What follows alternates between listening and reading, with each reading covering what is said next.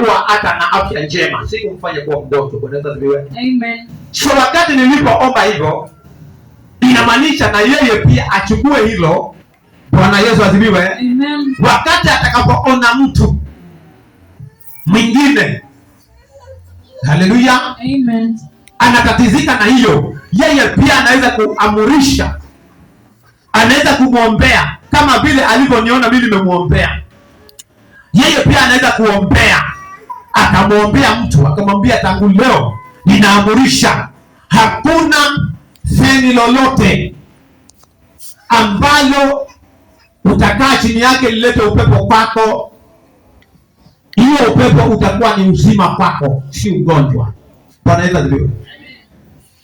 Ukiwa umeona ya kwamba umefunguliwa katika jambo fulani, Bwana Yesu asifiwe. Kwa mfano dada yetu mwaka Esther, huyu ni mwaka Naomi, huyu ni mwaka Esther. Mwaka Esther alikuwa na tatizo la kutopata ujauzito, alikuwa amesumbuka sana. Bwana asifiwe. Amen. Na tukamwombea, Yesu akamfungua. Bwana Yesu asifiwe.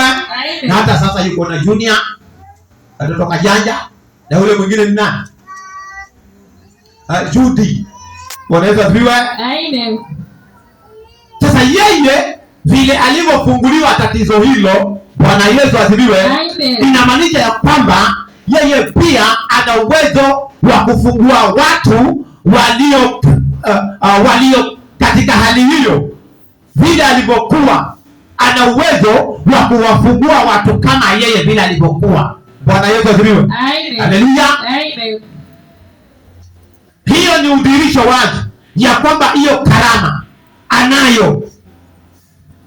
Hiyo karama ya kuamurisha, mwaka Naomi anayo. Anaweza kuamurisha vitu na vikafanyika, na kila mmoja ana uwezo wa kuamurisha vitu vikafanyika.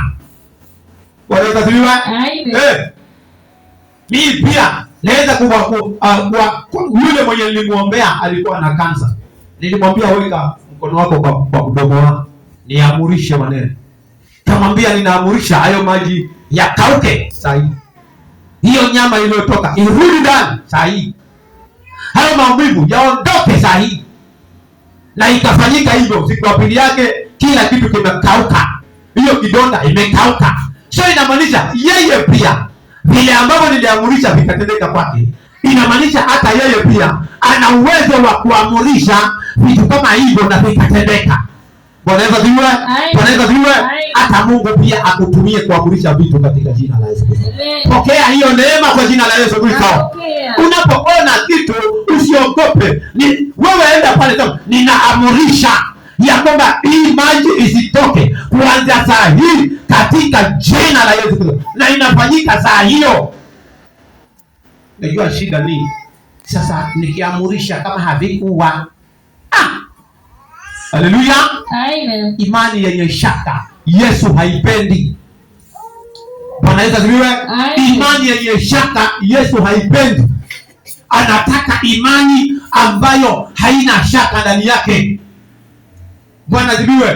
Bwana Yesu asifiwe. Amen.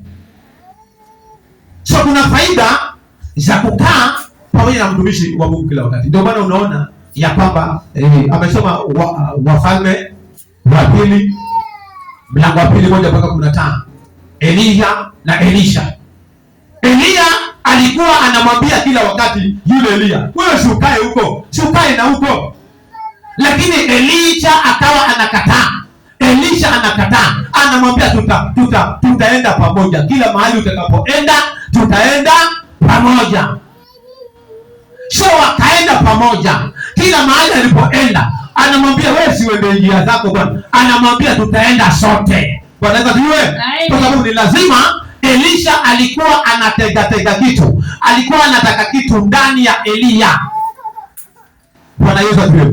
Bwana Yesu asifiwe. Bwana asifiwe. Tamani kuwa kama mwalimu wako. Vile anavyofanya na wewe ufanye kama hivyo. Vile anavyofundisha ufundishe kama hivyo. Vile anavyohubiri, vile anavyoomba, anavyoombea watu, anafanya mambo yote. Bwana Yesu asifiwe. Halafu akikuuliza, "Unataka nikufanyie nini?" Bwana Yesu asifiwe. Amen. Haleluya. Amen.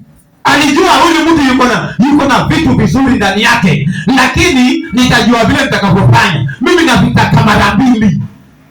Haleluya, navitaka mara mbili. Ndio maana akamwambia sikuachi, tutaenda pamoja. Haleluya, amen. Kuna maombi ya Jumatano tuko pamoja, kuna Ijumaa kuna maombi tuko pamoja, Jumapili tuko pamoja, yaani tuko pamoja katika kila jambo, na unasoma mambo. Bwana Yesu asifiwe. Huyo Elisha alikuwa anasoma mambo kutoka kwa huyu mkubwa wake Eliya. Haleluya. Alipofika pale akaangalia amepasua maji na wakapita mahali pakavu, akajua hata hili pia nitamwambia anipatie mara mbili. Bwana Yesu asifiwe. Bwana asifiwe. Kutoka mbinguni pia wewe pokea mara mbili katika jina la Yesu. Bwana Yesu asifiwe.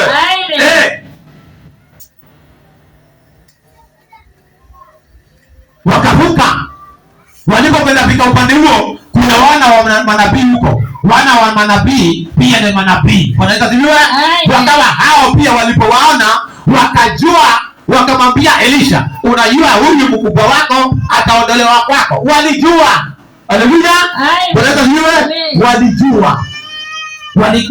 Walikuwa wana roho ya utambuzi, roho ya kiunabii. Hata wewe pia pokea roho ya unabii, pokea roho ya utambuzi kwa jina la Yesu Kristo. Pokea. Bwana Yesu asifiwe. Ukatambue vitu. Si lazima hati mtu akwambie. Hapana, ukikaa na mtu hivi kama liko na mawazo yake ya kipanya, ukalijua ya kwamba hili liko na mawazo ya kipanya. Haleluya. Uweze kujua huyu mtu ni rafiki yangu lakini si mzuri. Roho wa Mungu akakufunulie, Roho wa Mungu akapambie, roho ya kiunabii. Roho wa Mungu ndani yako ni roho ya unabii. Anaweza kukuambia kitu, ani roho ya ufunuo. Anaweza kukufunulia jambo ya kwamba huyu unayekaa naye, kweli umekaa naye, lakini huyu ni mchungaji, huyu ni apostoli, huyu ni mhubiri, huyu ni mkora, huyu ni wale wa kushika watu usiku na jifanya la cheka, lakini hili silo hili. Bwana Yesu. Ukapate kutambua, ukapate kuelewa, ukapate kujua. Si lazima eti uende kwa mtu hapana. Hata unapoota ndoto, ile ndoto ukajue maana yake, maana roho ambaye ni mtafsiri wa ndoto yuko ndani yako. Bwana Yesu asifiwe. Pokea hiyo neema kwa jina la Yesu Kristo. Bwana Yesu asifiwe. Ukiota ndoto, Roho wa Mungu akakufunulie, akwambie hii ndoto maana yake ni hivi na hivi na hivi na hivi. Bwana Yesu asifiwe.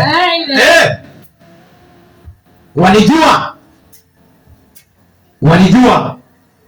Wanamwambia Elisha, huyu jamaa unajua ataondolewa kwako. Akamwambia nyamazeni, kwani mimi sijui, najua. Lakini yeye yuko na yeye mpaka huko mbele, ndio wakatenganishwa na wale magari ya moto, farasi wa moto. Eliya akachukuliwa, na alipokuwa anaenda alikuwa anamwambia ya kwamba ukiniona ninaenda. Bwana Yesu asifiwe.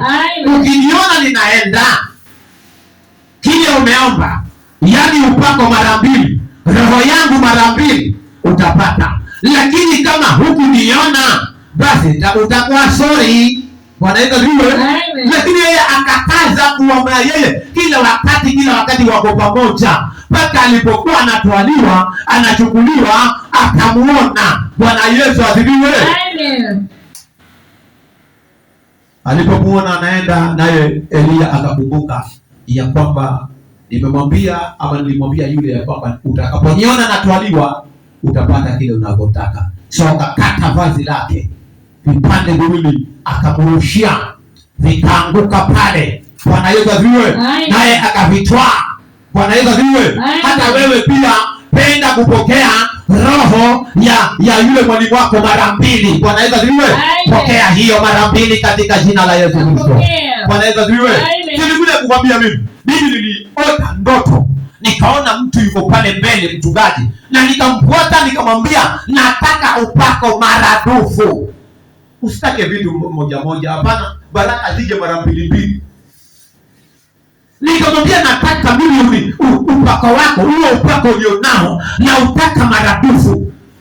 Akaniambia hivyo, akasema kiukweli umeomba jambo gumu. Kama vile alivyoambiwa Elisha, umeomba jambo gumu, lakini nitalifanya. Akaniita, kaniambia piga magoti. Bwana Yesu asifiwe. Nilipopiga magoti naye akapiga magoti pale. Akaniwekelea, akaweka mikono yake kwa mikono yangu. Bwana Yesu asifiwe. Akaanza kuomba. Akaomba mpaka kamaliza, akainuka, akachukua chupa, akanimwagia mafuta. Bwana Yesu asifiwe. Amen. Unajua ukiwa unapenda kuomba huwa unapata encounters. Unaonyeshwa vile mambo yapo katika ulimwengu wa roho.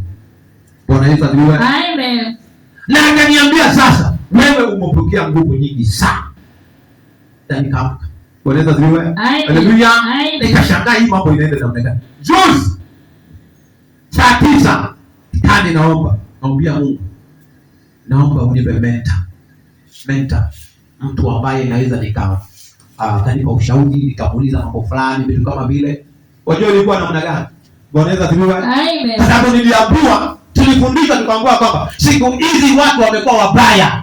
Waenda kuendea mtu ukamwambia hayo maneno, kumbe ni msherati, kumbe ni mkora. Sasa wakati utakapokuwa chini yake, yeye akawa unapokea upako wa usherati, unapokea upako mchafu kutoka kwake. Chote tangua lazima uombe. Bwana Yesu asifiwe. Amen. So nikawa naomba. Ambia Bwana si unipatie mentor. Nilipoondoka pale kurudi pale kulala. Bwana Yesu asifiwe. Kuna mtumishi fulani ambao huwa nampenda sana na umfuatilia katika YouTube. Bwana Yesu asifiwe. Ana vitu vizuri. Tuko pamoja tena katika ndani ya kanisa. Tukaendelea pale, alafu baadaye nikamfuata tena. Nikamwambia tafadhali, nimekuja kwako, nataka upako wako maradufu. Apostle. Bwana Yesu asifiwe. Amen. Nikaona niko pale, akaniambia sawa, lakini unaomba jambo gumu sana. Na nikajikuta niko na mama mchungaji. Bwana Yesu asifiwe. Haleluya. Amen. Akatuita akatuambia njoni hapo. Pigeni magoti. Tukapiga magoti. Bwana Yesu asifiwe. Akachukua tena chupa, akaifungua. Akanimwagilia mafuta pamoja na mke wangu. Mafuta mengi yakashuka. Halafu nikasikia katika koo kuna vitu nikana kwamba vinafunguka. Bwana Yesu asifiwe. Tena akaniuliza, akaniambia unahisi nini? Nikamwambia katika koo langu nasikia nikana kwamba kuna vitu vinaondoka, vinayeyuka. Akasema sasa hiyo ni sawa kabisa, hiyo ni vizuri. Akaomba pale. Alipoomba tulipomaliza tukaketi kwa meza.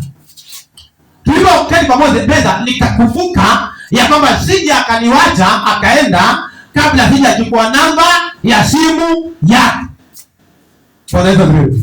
Nikamwambia tafadhali, naomba unipatie namba yako ya simu. Basi na baba ya kizungu hivyo. Bwana Yesu asifiwe. Amen. Maana yeye unajua yule haongei Kiswahili. Ni kizungu. Kizungu hatari. Ni watu wamesoma sana. Nikakiumauma. Bwana Yesu asifiwe. Amen.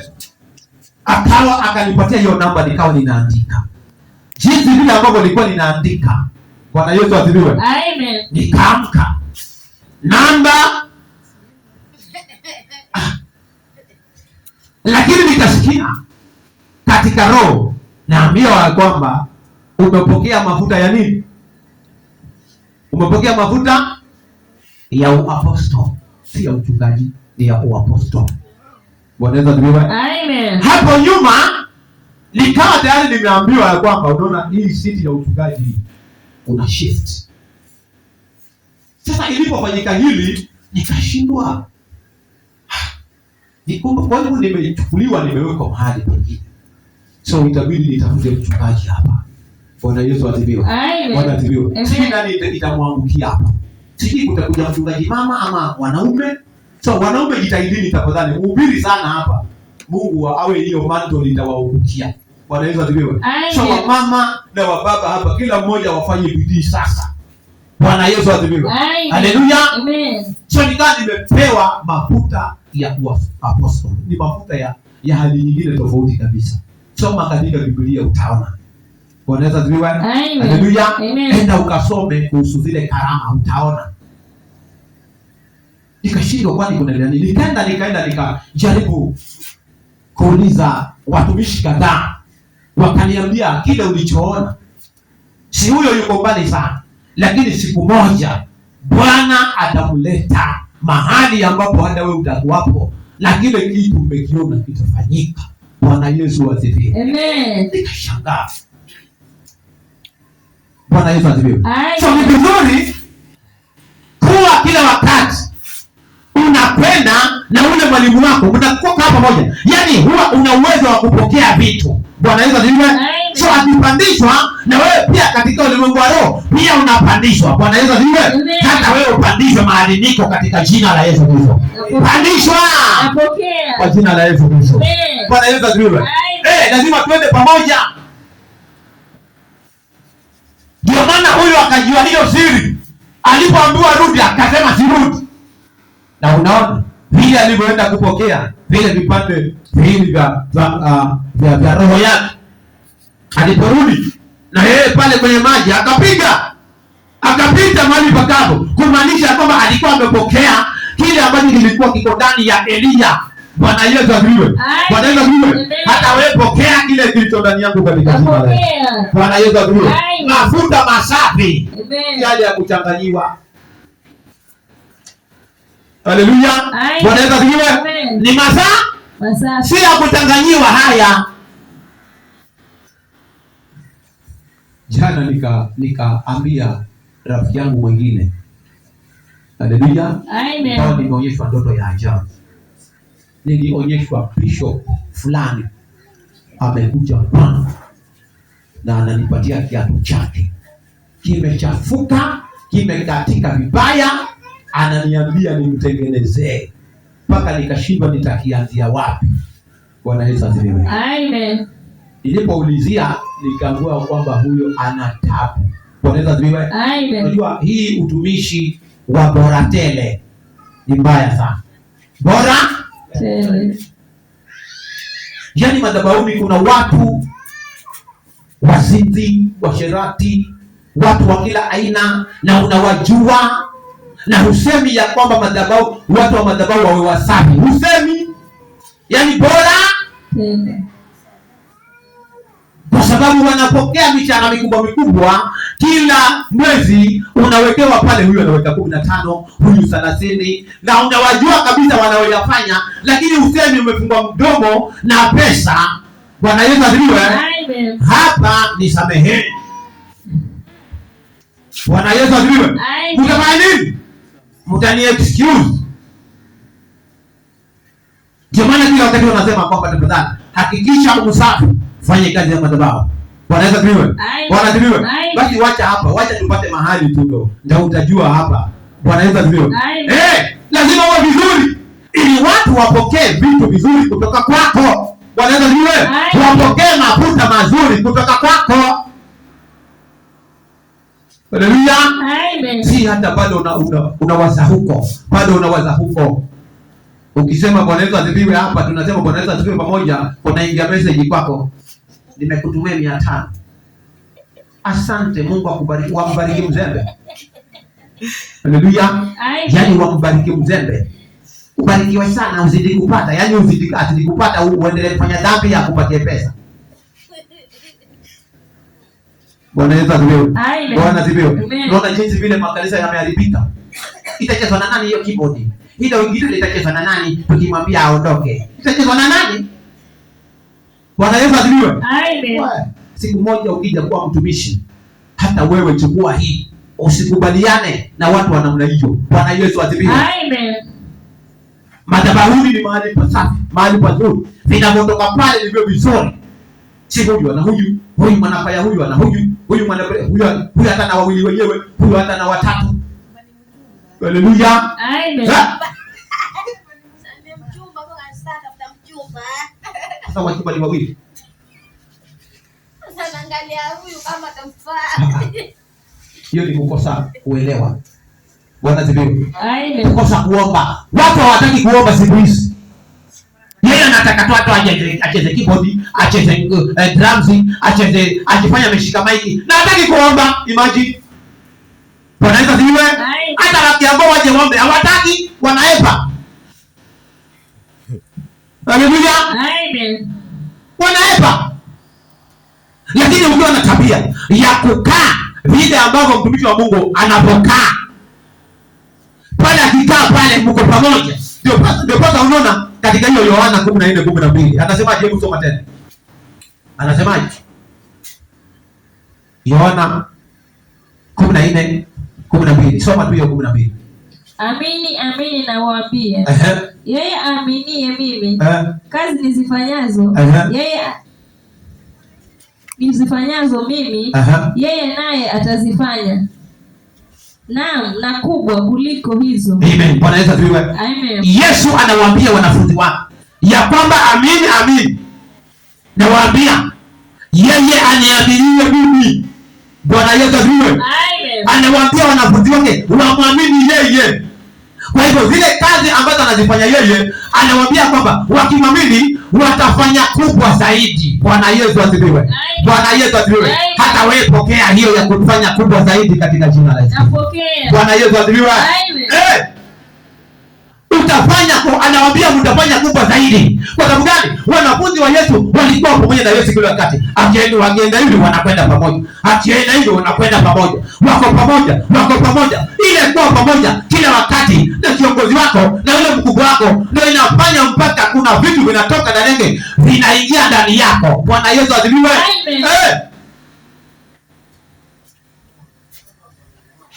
Kwa sababu mko pamoja na yeye kila wakati. Kila wakati mko pamoja. Hiyo ndio inafanya mpaka vitu vinatoka kutoka ndani yake vinaingia ndani yako. Bwana Yesu asifiwe. Amen. Lakini si ukaambiwa njoo Friday huji, Jumatano huji, Jumapili waja saa 5:30. Haleluya. Amen. Sasa mtoto kila siku fanya kile ambacho unaambiwa. Bwana Yesu asifiwe. Amen. Huyu ni kwa sababu ya kuchoka. Huyu nimekuwa naye asubuhi kwa maombi ya asubuhi. Amekuja. Wewe ukuja. Bwana Yesu asifiwe. Haleluya. Amen. So sababu hiyo ya iliyofanya mpaka Yesu anawaambia maneno haya ni ya kwamba ni kwa sababu wako pamoja na mtumishi wa Mungu kila wakati. Wako pamoja na yeye kila wakati. Kila mahali atakapoenda wako pamoja. Bwana Yesu asifiwe. Amen.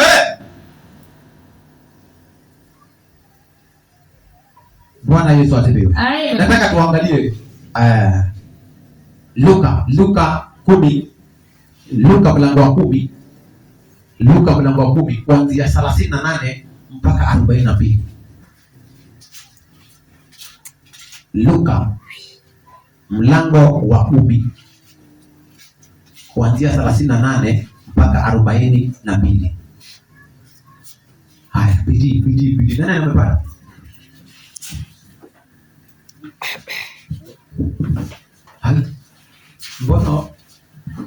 Mbona la mikono? Luka mlango wa 10 mstari wa 38 mpaka 42.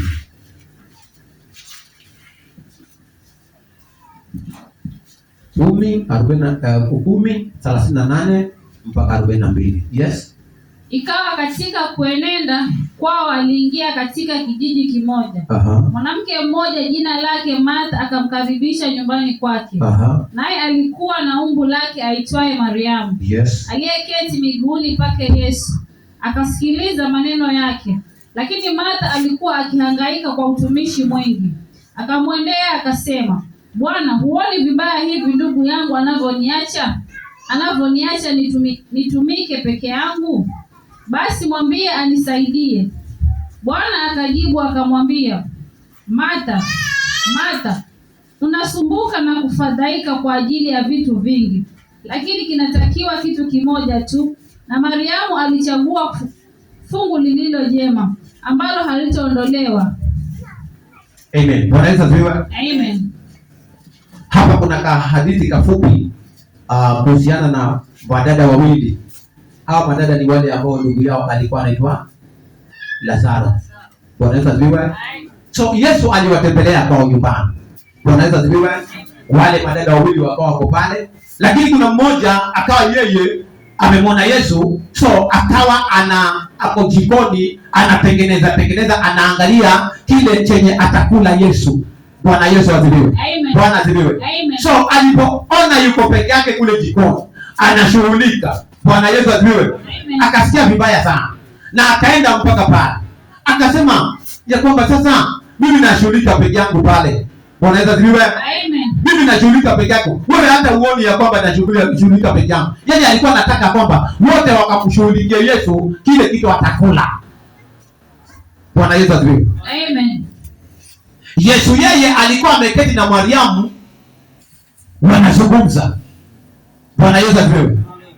Sasa Yesu akamwambia huyu Martha ya kwamba Mariamu amechagua fungu lililo jema. Bwana Yesu asifiwe. Sema fungu lililo jema. Fungu lililo jema. Fungu lililo jema. Bwana Yesu asifiwe. Hapa tulipoketi hapa tumechagua, hili ndio linaitwa fungu lililo jema. Yaani watu wameketi wanasikiliza neno la uzima. Bwana Yesu asifiwe. Kwa sababu umechagua kuchagua fungu lililo jema na kusikiliza neno la uzima, hata wewe ninaamurisha uzima uingie ndani yako kwa jina la Yesu Kristo. Bwana Yesu asifiwe. Ninasema pokea uzima kwa jina la Yesu. Ninasema pokea uzima kwa jina la Yesu. Sema ninapokea. Bwana Yesu asifiwe. Nasema pokea uzima kwa jina la Yesu. Bwana Yesu asifiwe. Kwa sababu umechagua fungu lililo jema. Hakuna mtu ambaye anaweza kuja kukuletea magonjwa. Hakuna mtu ambaye anaweza kuja kukuletea visirani kuanzia saa hii, kwa sababu umechagua fungu lililo jema, mahali ambapo kuna uzima. Bwana Yesu asifiwe. Nawe uchukue wote huo uzima kwa jina la Yesu. Bwana Yesu asifiwe. Maana mimi niko nao mwingi kama na nikutanyire. Amen. Kiswahili kweli nikutanyira. Haleluya. Mwaka Kiswahili malikutanyire. Sasa ndio tunasema Kiswahili. Haleluya. Bwana Yesu asifiwe. Anaambia huyu Mariamu amechagua fungu lililo jema, kumsikiliza Yesu, kukaa miguuni pa Yesu. Watu wamekaa miguuni pa Yesu hapa, wanasikiza neno la uzima. Bwana Yesu asifiwe. Huu ndio uzima. Kusikiliza neno la Yesu ndio uzima, maana maneno ya Yesu yana uzima. Bwana Yesu asifiwe. Amen. Anambia Martha, unasumbuka na vitu vingi, unasumbuka na mambo mengi. Bwana Yesu asifiwe. Lakini anamwambia Mariamu amechagua fungu lililo jema. Bwana Yesu asifiwe. Amen. Watu wa Mungu wamechagua kukaa ndani ya nyumba ya Mungu, kusikiliza maneno ya uzima. Bwana Yesu asifiwe. Uzima hauko huko. Hapana, uzima uko ndani ya nyumba ya Bwana. Unaposikia neno la Bwana, maneno haya yanapotamkwa kwako ya kwamba pokea uzima, ya kwamba hakuna mtu mwenye ambaye atakugusa wewe, iwe ni wachawi, iwe ni waganga, hakuna vile watakugusa. Mapepo hawatakugusa. Wanapokuangalia waone moto kwa jina la Yesu Kristo. Bwana Yesu asifiwe. Wasikuone wewe, waone moto. Bwana Yesu asifiwe. Na yeyote ambaye anataka kukupotezea maisha yako, ninaamurisha kwa jina la Yesu Kristo afe kwa jina la Yesu Kristo. Bwana Yesu asifiwe. Ikiwa ni wachawi, ni waganga, ninaamurisha wapigwe. Bwana Yesu asifiwe. Sema wapigwe. Wavunjwe, waharibiwe, waangamizwe kwa jina la Yesu Kristo. Bwana Yesu asifiwe. Wacha kusema basi unajua sasa yeye mchawi, basi ni ndugu yangu, ni mama yangu, ni baba yangu. Kwa hivyo haleluya, utamweza akikaa hai, utamweza. Bwana Yesu asifiwe. Yeye anakuroga wewe, anakuharibia maisha yako, anakukatiza. Bwana Yesu asifiwe. Haleluya.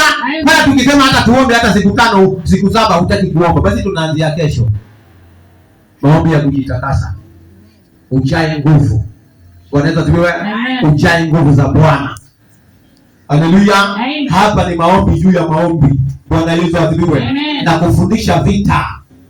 Na kufundisha vita, upigane. Uweze kupigana mwenyewe, uweze kupigana kama mchungaji wako.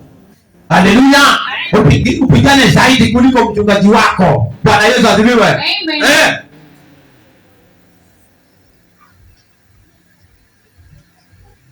Anamwambia Tumechagua fungu lilo. So, tumechagua fungu lililo jema hapa. Watu wote tuko hapa, tumechagua fungu lililo jema. Hata wakiunda magonjwa yao huko, hayatakupata wewe katika jina la Yesu Kristo.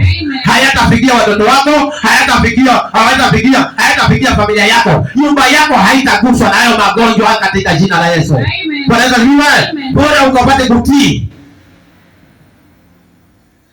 Maana yanaundwa huko. Wanaunda vituko vyao huko. Havitakupata wewe. Wewe utakula vizuri, utakunywa, utaoga vizuri, utafanya kila kitu kizuri. Maana Bwana yuko pamoja na wewe. Bwana Yesu asifiwe. Bwana asifiwe. Pokea hiyo katika jina la Yesu Kristo. Bwana Yesu asifiwe. Si kazi yetu ni kutapiri, kuwatapiria mema. Bwana Yesu asifiwe. Kuwatapiria mema wale wanaotii. Na nakaona wewe umetii. Kama umefika hapa umetii. Bwana Yesu asifiwe. Amen. Anaambiwa wewe wacha kusumbuka na vitu vingi. Twende 4. Mathayo 17. Mathayo 17. Watu waliokuwa wanapenda sana kumfuata karibu Yesu. Mathayo 17 kuanzia 1 mpaka 8. Tusomee mara moja kama umepata. Ni mafundisho haya.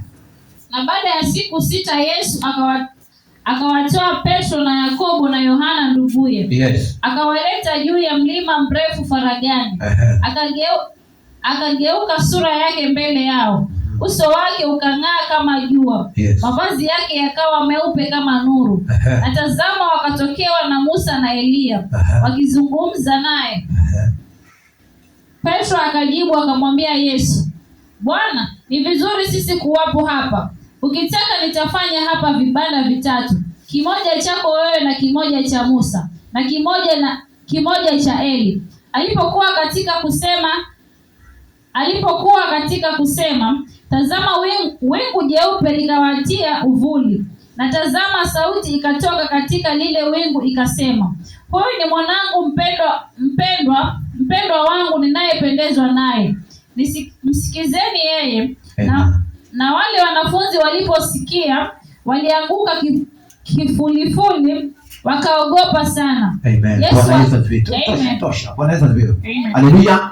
Tabia ya kuwa karibu na kiongozi wako, kuwa karibu na mchungaji wako, kuwa karibu na apostoli wako, kuwa karibu na mtu ambaye yuko mbele yako, ndio huyo. Angalia hawa wanafunzi watatu, alikuwa wanafunzi wawili, alikuwa ni nani na nani? Petro na Yohana. Walikwenda na Yesu mlimani. Bwana Yesu asifiwe. Sema mlimani. Sema mlimani. Walikwenda mlimani. Walipanda juu ya mlima mrefu. Bwana Yesu asifiwe. Haleluya. Walipopanda juu ya ule mlima mrefu pamoja na Yesu, wakauona utukufu wa Mungu.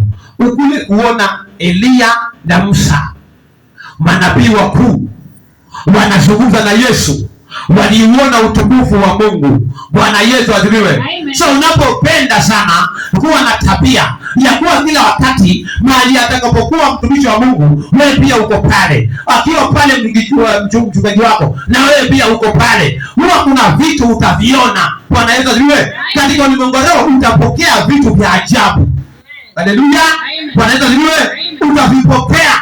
Nawe utakuwa kama yeye ama utampita. Bwana Yesu asifiwe. Bwana asifiwe. Ndio maana unaona pale Yesu akamwambia kwamba yale mambo ndio yafanya mimi, mtayafanya hata zaidi mkiniamini. Bwana Yesu asifiwe.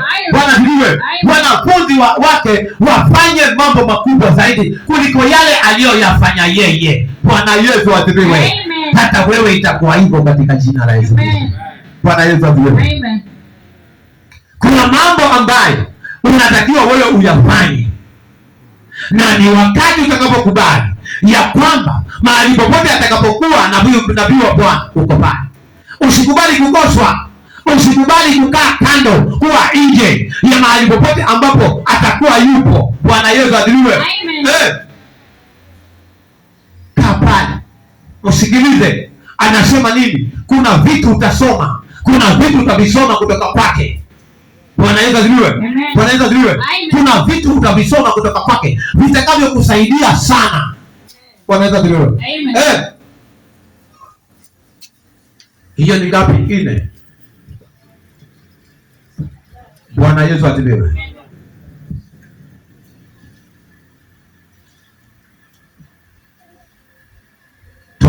nyingine hapo.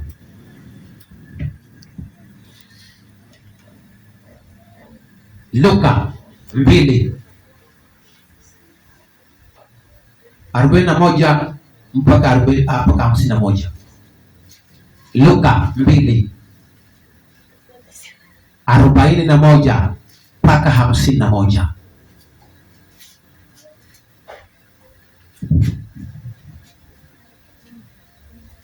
Kama umepata soma tafadhali.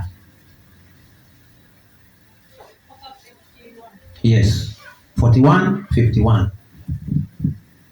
Basi wazee wake huenda Yerusalemu kila mwaka wakati wa sikukuu ya Pasaka.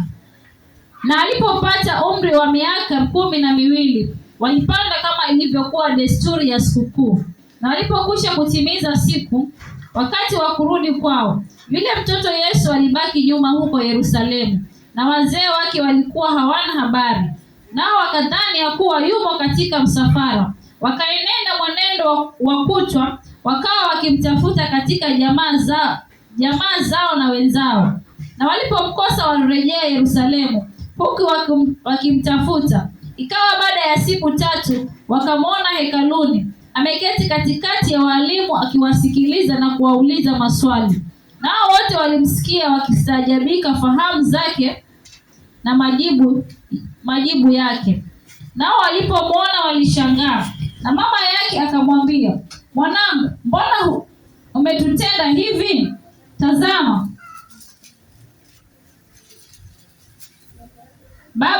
baba yako na mimi tulikuwa tukikutafuta kwa huzuni." Akawaambia, kwani kunitafuta? Hamkujua ya kuwa imenipasa kuwamo katika nyumba ya baba yangu? Nao hawakueleza na neno hilo alipowaambia. Akashuka pamoja nao mpaka Nazareti, naye alikuwa amewatii, na mamaye aliyaweka hayo yote moyoni mwake. Amen. Bwana Yesu asifiwe. Amen. Huyu ni Yesu. Yesu alikuwa na tabia nzuri. Bwana Yesu asifiwe. Amen. Wakati mmoja walienda kwa safari fulani na wazazi wake. Walipokuwa wakirudi, nataka tu nikupatie ile picha. Walipokuwa wakirudi walifikiri wako pamoja na yeye, kumbe hako pamoja. Kumbe Yesu yeye amebaki huko hekaluni. Bwana Yesu asifiwe. Amebaki hekaluni. Wakamjaribu kumtafuta kwa jamaa zao na kila mahali hawakumpata. Waliporudi kule hekaluni wakamwona. Mama akaanza kuleta mambo mengi. Mbona umetutesa? Mbona mimi na babako umetutesa? Bwana Yesu asifiwe. Yesu anawaambia kwamba kwani hamkujua ya kwamba ilinipasa kuwa ndani ya nyumba ya baba yangu? Hamkujua?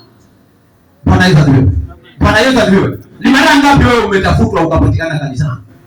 Bwana Yesu asifiwe. Bwana Yesu asifiwe. Ni mara ngapi umetafutwa ukapatikana kanisani? Ni mara ngapi? Haleluya.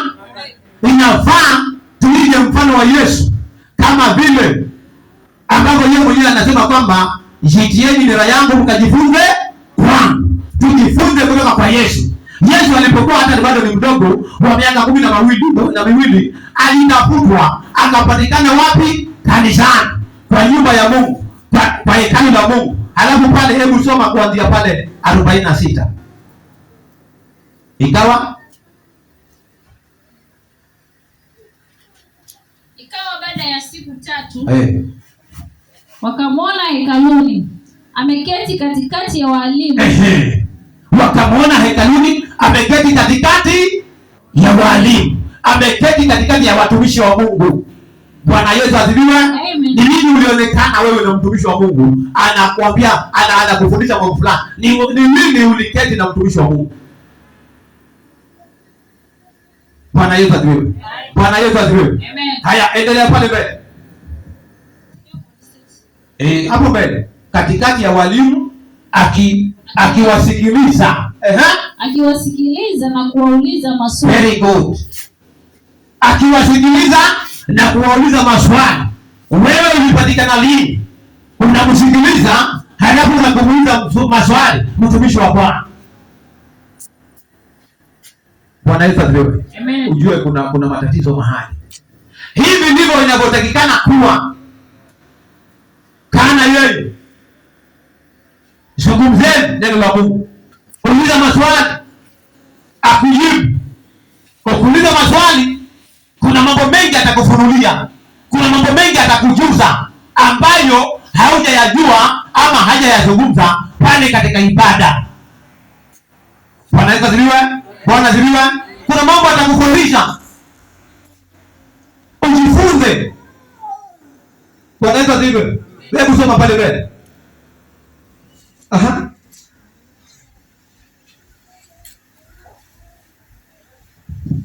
Akiuliza maswali nao wote walipomsikia walistaajabia fahamu zake na majibu yake. Na walipomwona walishangaa. Na mama yake akamwambia, mwanangu, mbona umetutenda hivi? Bwana Yesu asifiwe. Amen. Walistaajabia ufahamu wake. Alikuwa anajua neno la Mungu sana, maana alikuwa anauliza maswali naye wanamuuliza anawajibu. Ndio maana wakawa wanastaajabu. Haleluya. Bwana Yesu asifiwe. Wewe najua hata nikakuuliza, je, Yesu alizaliwa kweli mwezi wa 12 tarehe 25? Utasema ndio, maana ufahamu una. Haleluya. Wewe unajua kusherehekea Christmas lakini hujui kusherehekea Pasaka, maana hujui. Haleluya. Kama ungelijua ungesherehekea Pasaka zaidi kuliko Christmas, maana Pasaka iliwekwa na Mungu mwenyewe, tena ikaja kazungumziwa na Yesu pia. Lakini Christmas hakuna mahali popote katika Biblia ambapo ilizungumziwa ya kwamba isherehekewe. Ndio maana Christmas kunafanyika vitu vya maajabu vya kimashetani ndani ya hiyo siku. Watu wanakunywa mnazi, wanalewa, wanafanya uzinzi, wengine wanashikwa na wake za watu, wengine sijui nini. Wanaweza ziviwe hiyo siku, maana si ya kimungu.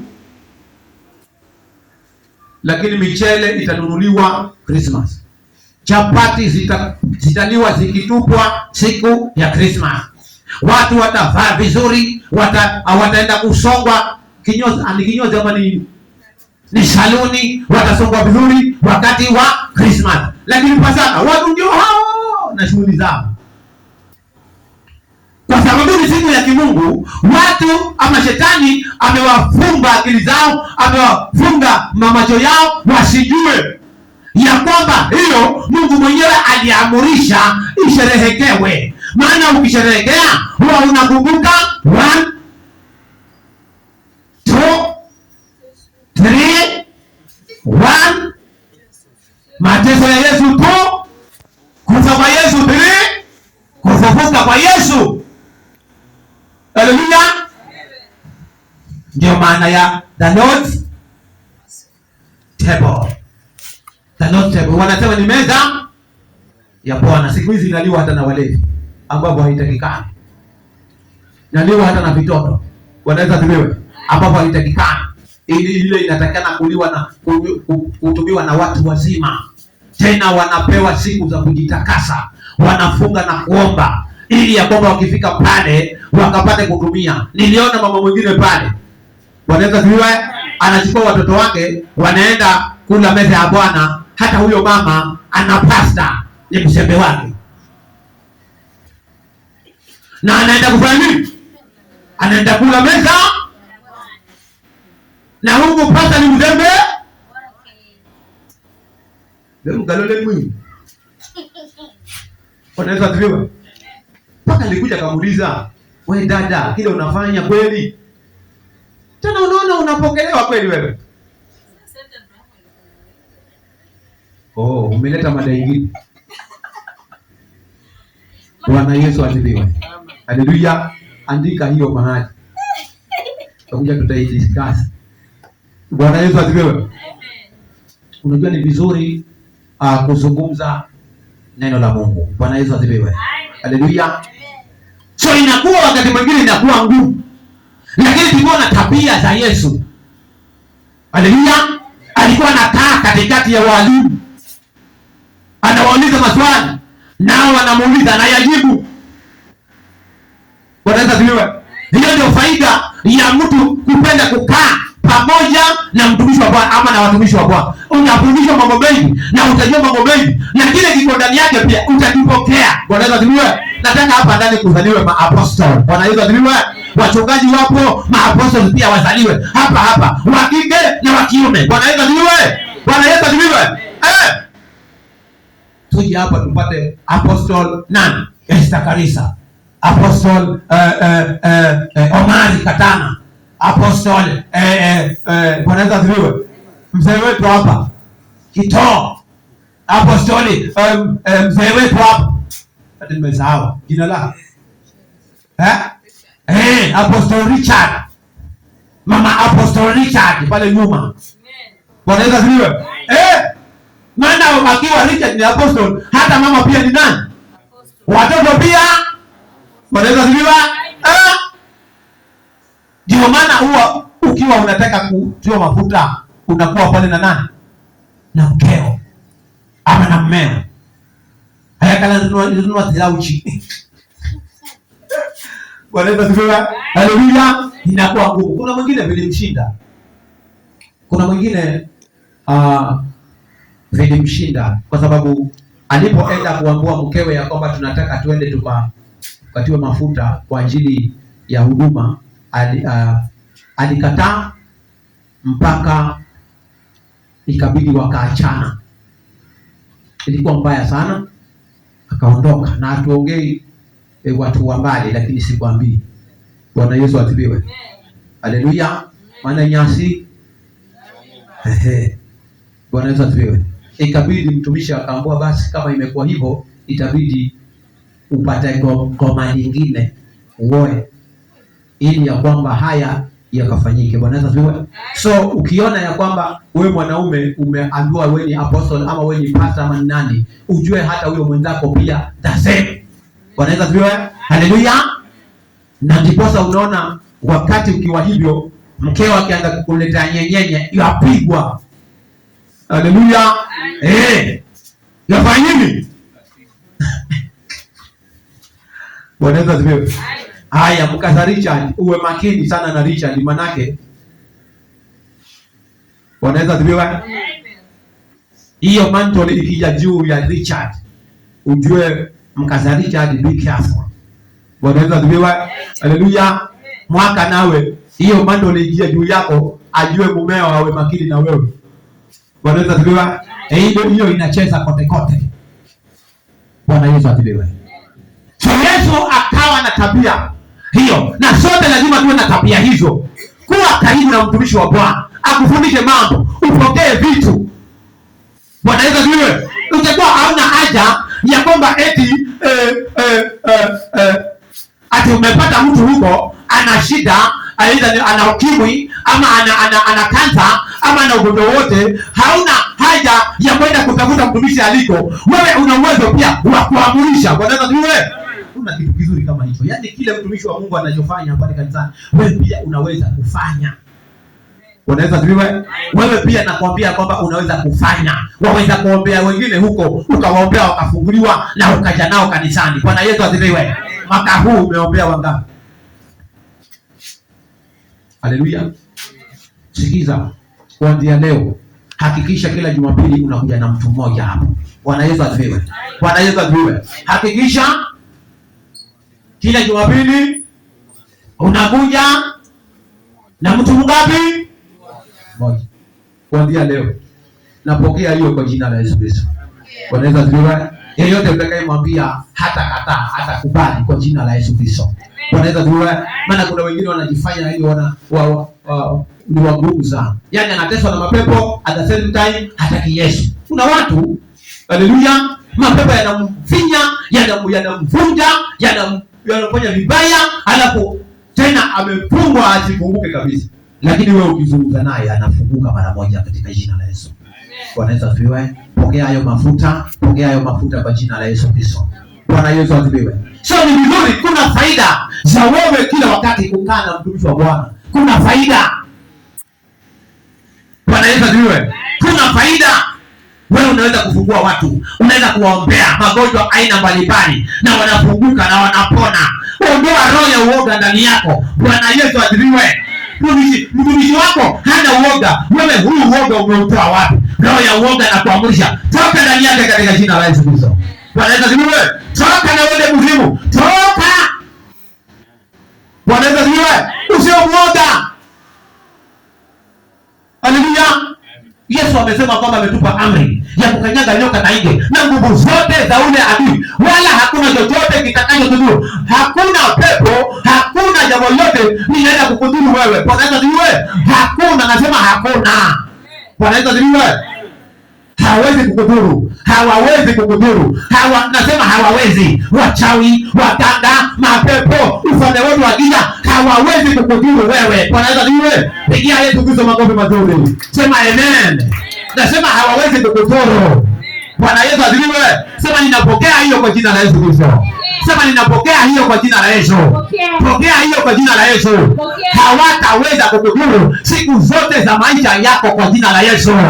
Hiyo imeandikwa hapo kwako, imeandikwa. Hawataweza kukudhuru. Imeandikwa na malaika. Bango limewekwa hapo ya kwamba hawataweza kukudhuru huyu, maana ameamini na amesema amen. Bwana Yesu asifiwe. Hawataweza hata siku moja. Siku zote za maisha yako. Iandikwe hapo, na atakayejaribu kuinuka afe katika jina la Yesu Kristo. Iandikwe hapo, atakayejaribu kumuinukia huyu afe. Haleluya. Akifa obvious lazima azikwe bwana. Atawajua hapo kweli huyo. Hapata kalika. Ndio mwanadamu ana harufu nyingine ya maajabu sana.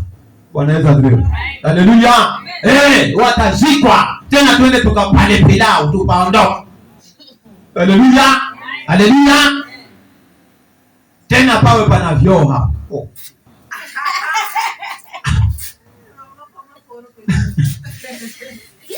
Pilau hiyo ya mafuta. Bwana Yesu asifiwe. Bwana asifiwe. Lazima haya maneno tunayoyazungumza hivi yanafanyika. Lakini wewe utakula pilau na tumbo yako itakuwa sawa katika jina la Yesu Kristo. Haitakusumbua, utakuwa sawa. Mafuta utakula, kila kitu utakula, maana vikiingia ndani yako ni kama sumu. Vikiingia ndani yako vinageuka, vinakuwa si sumu tena. Bwana Yesu asifiwe. Bwana Yesu asifiwe. Vikija kwako kama ni sumu, vinageuka, vinakuwa si sumu tena. Wewe tafuna kuku wa geredi, kuku wa kienyeji, tafuna, si sumu. Vikiingia kwako si sumu. Bwana Yesu asifiwe. Tafuna tu. Japokuwa unaambia wa geredi usitafune mifupa. Wewe saga tu wewe. Unaweza zimewa. Ukiwa una tabia ya kupenda. Huwa pamoja na mtumishi wa Bwana. Kila mahali atakapokaa. Kwa ibada hii upo. Kwa ibada ile upo. Kwa ibada hii. Yaani unaendelea kuchajiwa kama simu. Kila wakati iko full charge. Bwana Yesu asifiwe. Unajua kuna siri. Wale ambao kila wakati wako katika ibada, wanajazwa kila wakati. Nguvu zao wanajazwa. Moto wao unajazwa kila wakati. Bwana Yesu asifiwe. Bwana Yesu asifiwe. Usikubali kukosa katikati ya wiki, usikose. Bora tu umetoka kazini mapema. Haleluya. Usikose. Kimbia. Hata kama ni dakika 30 ukija hapa tutakuwa pamoja. Afadhali umechelewa lakini umefika. Bwana Yesu asifiwe. Biblia inasema kwamba heri mwisho wa jambo kuliko mwanzo. Unaweza kuwashinda wale wamerauka. Haleluya. Unaweza kuwashinda wale wamerauka ukabeba baraka zote wewe. So usiseme muda umeenda sana. Njoo. Bwana Yesu asifiwe. Bwana Yesu asifiwe. Piga Bwana Yesu Kristo makofi mazuri. Mimi nafikiri nitamalizia pale. Nafikiri umeelewa somo hili. Mungu akubariki sana na Mungu akutendee mema. Amen.